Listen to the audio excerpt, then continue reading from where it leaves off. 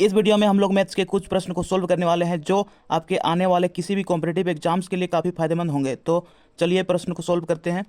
भाग के एक प्रश्न में भाजक भागफल का 7 गुना है और शेषफल का 5 गुना है। यदि शेषफल 56 है तो भाज्य कितना है। ठीक है, तो यहाँ पे एक भाग के प्रश्न में भाज्य होता है, भाजक होता है, भागफल होता है और शेषफल होता है। ये 4 चीज़ें होता है, ठीक है।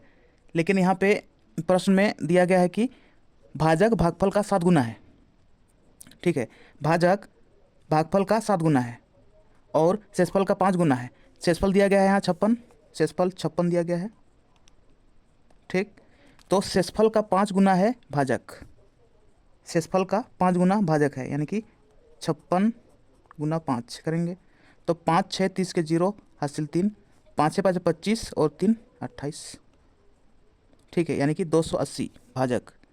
और यहाँ पे भाजक भागफल का 7 गुना है, यानी कि भाजक जो है भागफल का 7 गुना, यानी कि 280 को 7 से अगर भाग करते हैं तो हम लोग को भागफल प्राप्त होगा। ठीक है, तो 7 चौके 28 0, यानी कि 40। ठीक, तो यहाँ पे भाज्य निकालना है। ठीक है, तो भाज्य बराबर होता है फॉर्मूला भाजक गुना भागफल प्लस शेष।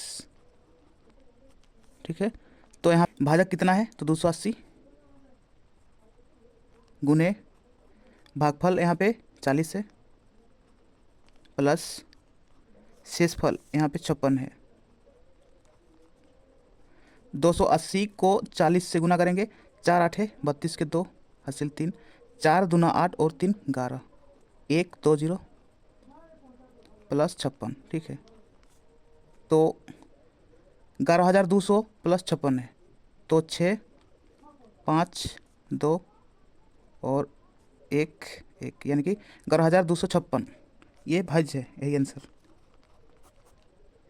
अगला प्रश्न में आते हैं। यदि दो संख्याओं का गुणनफल 726 है और उनका महत्तम संवर्तक 11 है तो उनका लघुत्तम संवर्तक कितना है। तो यहाँ पे दो संख्याओं का गुणनफल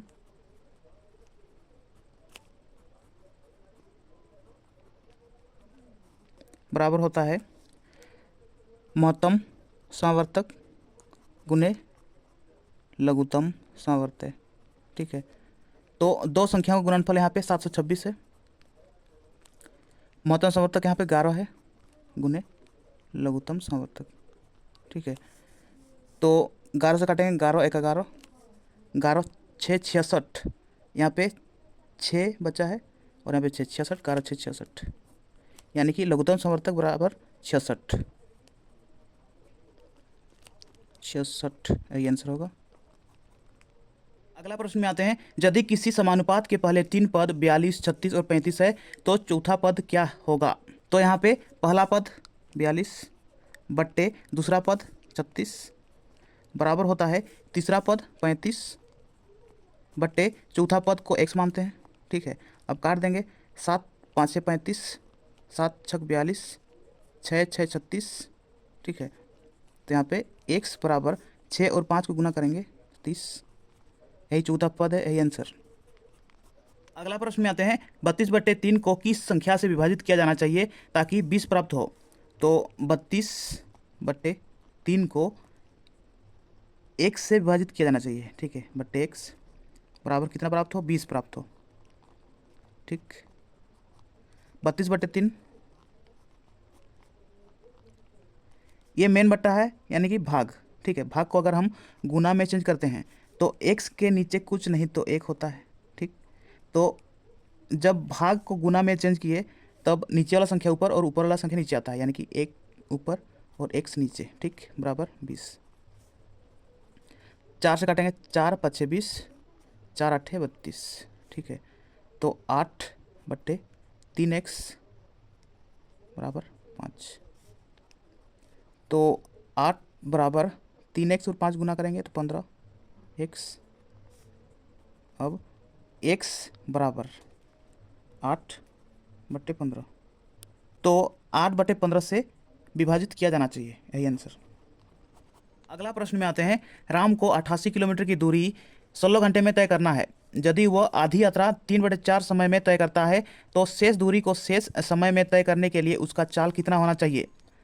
तो यहाँ पे दूरी, समय और चाल। तो यहाँ पे कुल दूरी 88 किलोमीटर, जिसको राम को 16 घंटे में तय करना है, ठीक है। लेकिन आधी यात्रा 3/4 समय में तय करता है। आधी यात्रा मतलब 88 का आधा कितना होता है, तो 44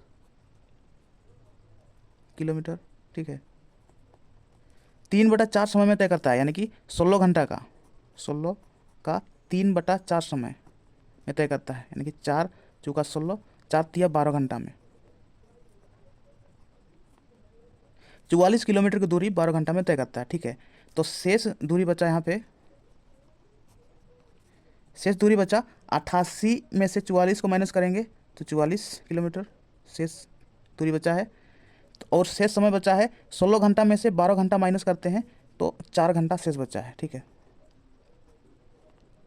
तो 44 किलोमीटर की दूरी 4 घंटा में तय करने के लिए उसका चाल कितना होना चाहिए। तो चाल बराबर होता है दूरी 44 किलोमीटर बट्टे समय 4 घंटा।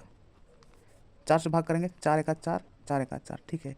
तो 11 किलोमीटर प्रति घंटा, यही आंसर होगा। अगला प्रश्न में आते हैं, श्याम ने साधारण ब्याज की समान दर पर 2 वर्ष के लिए 10,000 रुपया और 4 वर्ष के लिए 5,000 रुपया उधार दिए। यदि श्याम को प्राप्त कुल ब्याज 2,000 रुपया है तो ब्याज की दर कितनी थी, ठीक है। तो यहाँ पे प्रिंसिपल यानी कि मूलधन, टाइम यानी कि समय, यहाँ पे रेट यानी कि दर, और यहाँ पे SI यानी कि सिंपल इंटरेस्ट, साधारण ब्याज, ठीक है।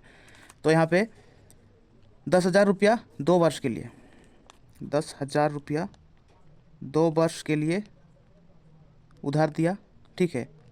और 4 वर्ष के लिए 5,000 रुपया उधार दिया, 5,000 रुपया उधार दिया है 4 वर्ष के लिए, ठीक।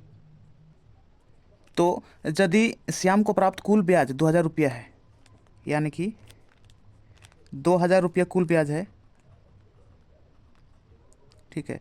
तो उसका दर क्या होना चाहिए। तो यहाँ पे 2 जीरो को काट देंगे, ठीक है, और यहाँ पे भी 2 जीरो को काट देंगे, ठीक। तो 100 और 2 को गुना करते हैं तो 200, 200 को किससे गुना करेंगे कि यहाँ पे 1,000 होगा, ठीक है। तो 200 को 5 से गुना करते हैं तो 1,000 होता है, ठीक। अब यहाँ आते हैं, 50 को 4 से गुना करते हैं, 5 चौके 20 यानी कि 200, 200 किससे गुना करना है कि 1,000 होगा, तो 5 से गुना करना है, 2 5 10 यानी कि 1,000 हो रहा है ना। तो रेट यहाँ पे 5% होगा और यही आंसर होगा। तो ये थे मैथ्स के कुछ प्रश्न। अगर आपको वीडियो पसंद आया तो वीडियो को लाइक कीजिए और मैथ्सिक चैनल को सब्सक्राइब कीजिए और बेल आइकन को दबाइए ताकि इस चैनल पर आने वाला हर वीडियो का नोटिफिकेशन आप तक सबसे पहले पहुंचे। तो चलिए इस वीडियो को यहीं समाप्त करते और मिलते हैं नेक्स्ट वीडियो में। तब तक के लिए अपना पढ़ाई करते रहिए, ख्याल रखिए अपना और अपने माता पिता का। धन्यवाद।